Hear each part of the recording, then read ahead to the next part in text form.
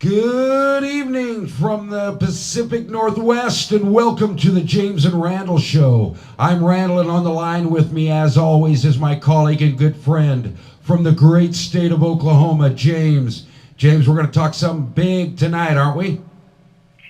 That's right, Randall. Tonight we're going to discuss our personal experience with the paranormal in a 13-year investigation we did at one location here in the Midwest. That's wonderful, my friend. And this particular paranormal experience started back in late November of 1997, and I remember like it was yesterday, my friend.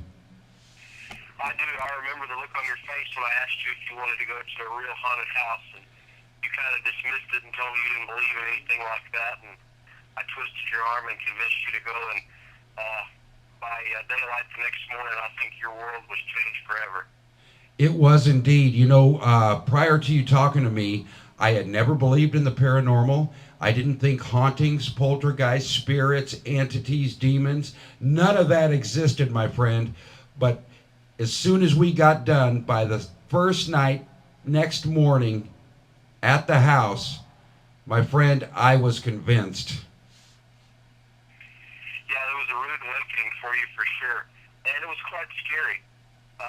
I don't want to get into details of the family or the exact location, but I will say it was here in the Midwest, and an older family that had several different family members living in the house. It's a rural house out in the country, a real small community where everybody knows each other, and I can say it's one of the most haunted locations in the United States. I couldn't agree with you more. And James, this house is so unassuming. I mean, you think of a haunted house in America today, you think 3 stories, gable roofs, big dormers, you think of the big houses. But this house is small and very unassuming. It really is just an old farmhouse, built back in the 1920s or 30s. 3 small bedrooms, small living room, small kitchen, 1 bathroom. Sitting on a just unassuming lot surrounded by trees on 2 sides, and it's not really what you would picture as your stereotypical haunted house. Well, that's right. Well, I'd like to get into some of the experiences we had. James, tell them about some of the experiences we had, and tell them about this entity, this poltergeist, if you will, or even a spirit. It was just crazy. It really was. I want to talk about a ride we had one night. There's a cemetery located less than 1 mile from this house, and one of the entities that resided at this house spoke often, and mentioned the cemetery quite a bit.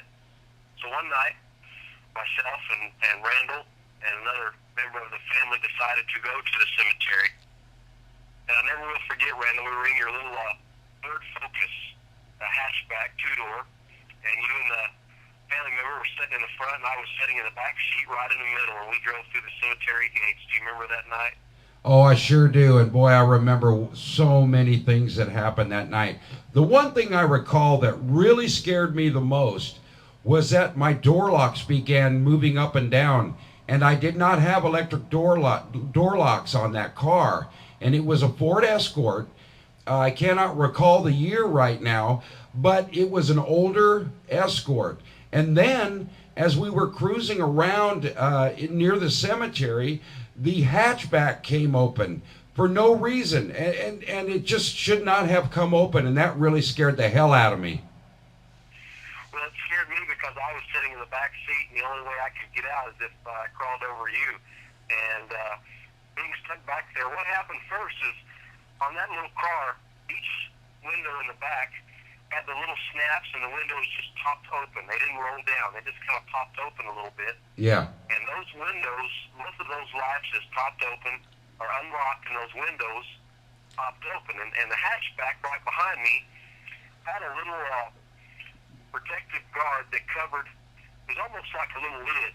And that thing started bouncing up and down, and then the hatchback came open, and I tell you, it just shed chills all over my body, and it scared me very, very bad. And that's the time you pulled over and set everybody out of the car.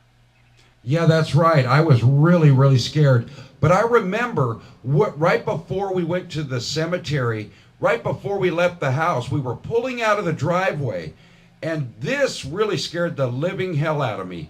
We were pulling out of the driveway, and all of a sudden this white powder filled the air inside the car. We couldn't figure out where it came from. I hit the brakes as I was backing out, and all of a sudden my glasses that were sitting in the console, my reading glasses, raised above to head level, to eye level, and crushed in front of my eyes. And I just bailed out of the car, and I believe everybody else did too. You know, I remember that, and there were also some papers in the doors, the little pockets of the doors, and I remember those getting thrown all over the car about the same time. And this was just really strong poltergeist activity, you know, with the objects being thrown around the car. And Hollywood couldn't have made a picture any better, you know, a scarier scene than what was unfolding right there that night. Well, no, Hollywood couldn't have scripted that. And I got to tell you, my friends, and this is for the viewers and the listeners, when you're dealing with an entity that you can't see but attacks you from all directions, I mean from the front, from the back, from the side, from above, and you don't know where this is coming from, I would much rather be fighting in a war where I could at least see my enemy. But here, when you're dealing with poltergeists and spirits and entities and demons for that matter, you can't see. You cannot see your opponent. And that's scary. That's very true. You know, this activity went on for years and years. It started in about 1990 and went to about the year 2003 or 4. And since then, it's kind of slowed down, and very rarely do things happen at this location. But, you know, the length of this haunting tells me that there was not just poltergeists there, but there was an intelligent haunting there as well, with things being moved, interaction with people, physical touches, slaps, pinches. There had to be more than one entity there and on different levels. I couldn't agree with you more, and we don't have a lot of time tonight, but I will tell you this. There were so many things thrown at us.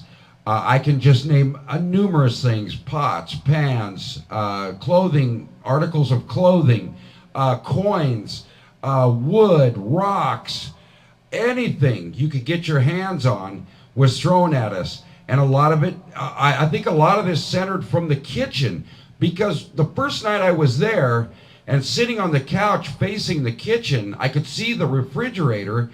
I actually, in slow motion, saw something come from the freezer, and it landed right underneath my right eye on my cheek. It was a penny. I couldn't believe it. That's right. You know, and it's sometimes if you do catch a glimpse of something, it seems like you're always one step behind. You might see something going through the air, and when you look to see where it came from, of course, there's nothing there.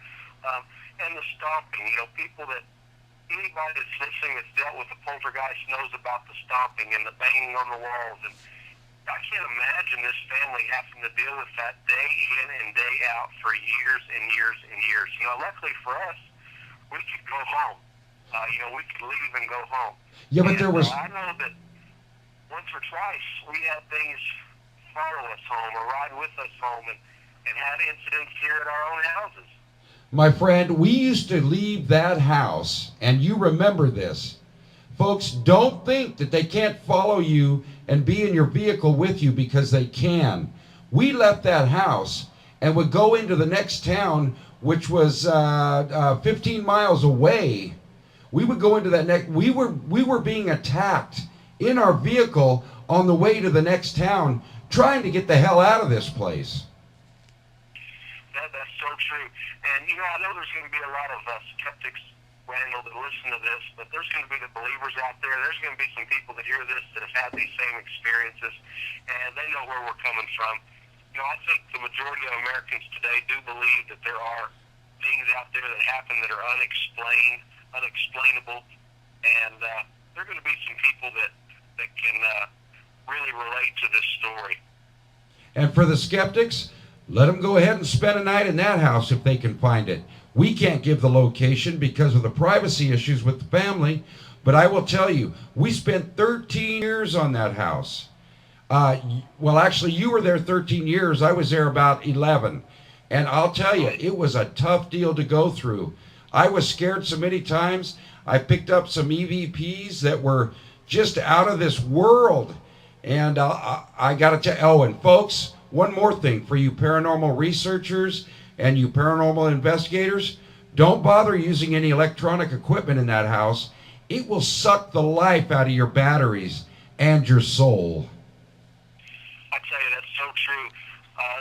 Several times we had tried to record different things there and put new batteries in our cameras and our camcorders and even our flashlights, walkie-talkies, and the batteries would get just drained instantly. On more than one occasion, the batteries would be corroded when you took them out of the flashlights and the walkie-talkies. And I tell you, I've never witnessed such activity on so many levels as I did at that location, Randall.